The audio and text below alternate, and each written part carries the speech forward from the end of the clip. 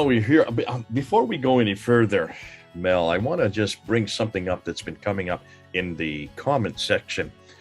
You probably noticed people, and those of you who do read the comment section, a number of you have asked or queried, why is it now we're coming up with this material on the Dome of the Rock, which confronts what we've done earlier? And that's true, it does confront. And they're wondering, what's going on here, Jay and Mel? You keep on coming up with different areas that contradict each other. You're not saying the same thing you said 2 months ago. And this is one of the you might say one of the exciting things about the kind of work we do, isn't it, Mel? Why is it that we keep coming up with different things? Go ahead and explain to our audience what's going on here, and why is it that we will come up and we will say what we didn't say 2 months earlier or even a year earlier. I think it's essential that we turn over every single rock so that we really know if the explanations that we've come up with is the best one.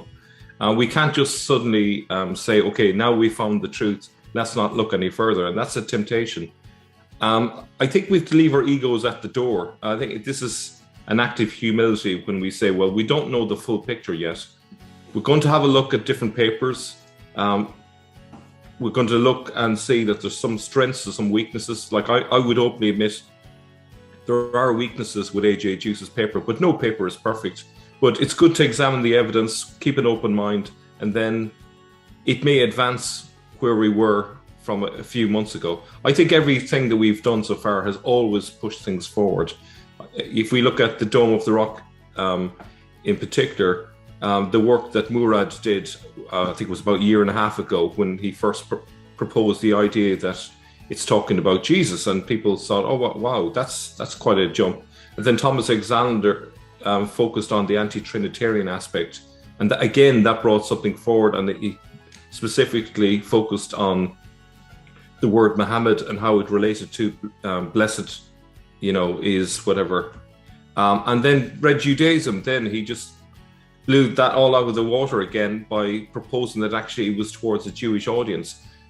It's not that we need to take the opinion that one person is completely right, another person is completely wrong. I think there's truth in all of that, but we won't know where it all fits together until we see it all. And then in retrospect, we'll be able to say, it's a bit of this, and then we produce a final sort of synthesis. But I think we're on the right track. And I think my background is I used to do programming. And in programming, we have this thing called if-then. If something, then something. So in terms of the rock inscriptions, I would say, well, if they are from the 7th century, then what follows is what people like Thomas Alexander has said and Red Judaism, and that's powerful. And that destroys the standard Islamic narrative by itself. However, if A.J. Juice is right, that this is actually a later inscription, then what follows from that is also very explosive. So I think we can give ourselves the time to examine all these things and not see this as categorical just yet. It's hypothetical. If all of this evidence turns out to be on the ball, on the money, then we can start making categorical conclusions. I think you described this as sort of a green paper, Jay. Let me jump in there and explain what we're talking about. And just so our audience is aware, almost everything that you have been witnessing in the last 2 to 3, almost even 4 years on Fander Films, now on Origins. In fact, the whole Origins site is dedicated just to this question on the origins of Islam, has been from the context of a what if scenario. And this came out, this was first done, in my experience, with Dr. Patricia Corona and Dr. Michael Cook, who wrote Hagerism back in the 1970s. And in the very first page, they said, this is a what if scenario. And people didn't read that. And people thought that the Hagerism was a done deal, was a definitive exposition on how Islam began. No, that's why they said on the very first page, this is a what if scenario. From what we have here in the 1970s, everything that we have at our hand, this is how we think it happened. Now, that has been vilified, and they have had to go and they've had to change and ameliorate. That should be expected, because remember what we're doing. And I think we have to remind our audience what we're asking, the questions that we're asking, the material that we're discovering, nobody really has looked at before, primarily because nobody has dared to look at this material. No one has ever questioned the standard Islamic narrative before. It's not healthy to do that, especially if you're in academia and you have to get into these countries to continue your research, to be able to have this type of relationship within Muslim countries. Muslim countries do not like their origins questioned, their Quran questioned, their prophet questioned, their history questioned. And that's why there has been rarely anybody from academia has asked these kind of questions. And when Patricia Corona and Michael Cook did so in the 1970s, it blew everything open. Remember when Dr.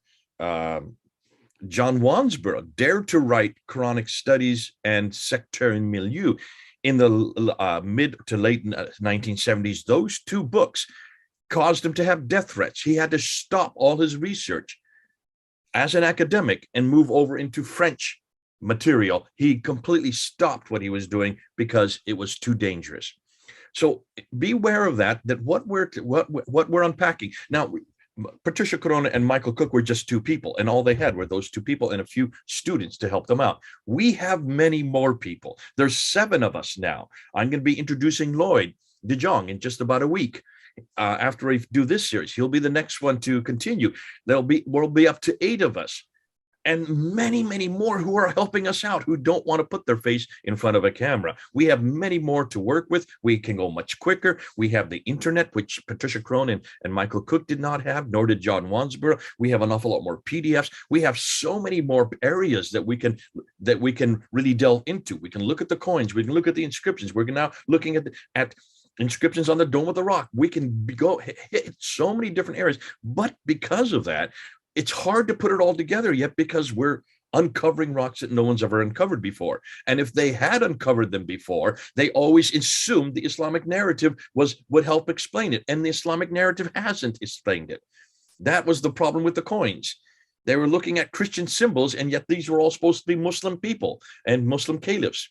And that's the difficulty of the kind of work we do. So these are green papers. Be aware of that. What we're putting out there is not the solidified. People are saying, when are you going to write this up? We dare not write this up. We dare not publish what we know until we know that we know what we have found, and we understand it, and we can see the evolution of the origins of Islam. Until we get to that point, don't expect us to write books. However, everything we do discover, we're going to put up for you guys and gals, because you need to hear it. You need to see what's happening. And then, for heaven's sakes, tell us where we're wrong. Tell us where we're right. Run or come along with us. This is a great adventure. I don't think anybody's done what we're doing and at this fast, with this many ideas and this many people who, interestingly, are all coming to the same conclusions. Now, let me put a little caveat on that.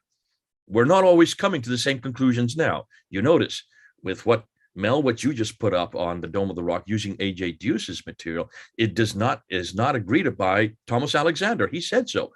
And thank God that Thomas Alexander is on our team. And thank God that he refuses to accept your thesis yet. That doesn't mean he will even in the future. That doesn't bother Mel. Does it bother you? I don't think it does. Not a bit, no. Actually, I think that's the healthy thing to have. I would rather 7 people with 7 perspectives than 7 people all robotically copying each other's opinions. I think that would be unhelpful. And the thing is, it's kind of like if you're searching for something in a field, if you got 7 people looking in different directions, they're more likely to find something than if everyone was looking at the same point on the field, you know. And let me just say, it's only the 7 of us, it'll be 8 who are putting our face and actually putting videos together. There are many more that are in the background who do not want to be seen and do not want to be heard and do not feel comfortable. Some of the reasons for security reasons, others because they don't feel comfortable in front of a camera, and many of them because they just do not want to have to have the hassles that we have to face all the time because we do put our faces in front of the camera. I think it's good for people to realize we are moving slowly but surely towards the white papers.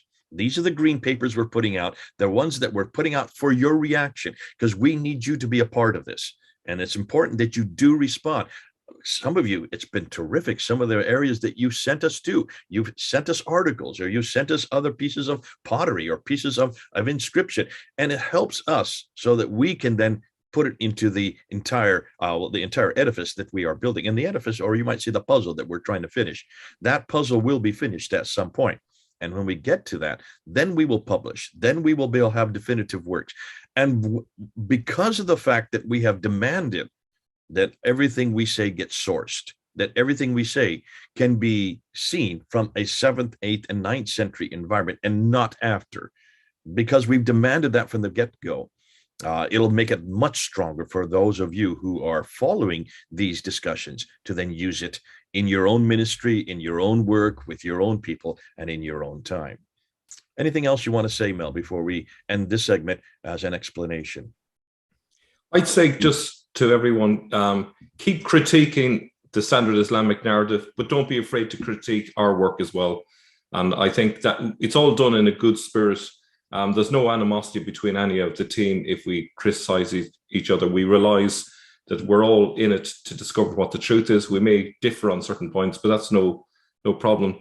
The truth will survive all of the critiques. The falsehoods will be sifted out in due course. That's my view. Okay, well, we're the SHN. They have the SIN, the standard Islamic narrative. We are the standard historical narrative. So if you want to put us, critique both. We both need criticism, but we do need to come to conclusions, and we are going to get there. Give us time. We'll be there. All right, terrific. Thanks so much, Mel, for coming on board and explaining that. This is Mel and Jay, a few thousand miles apart, though it looks like right next door. Over and out.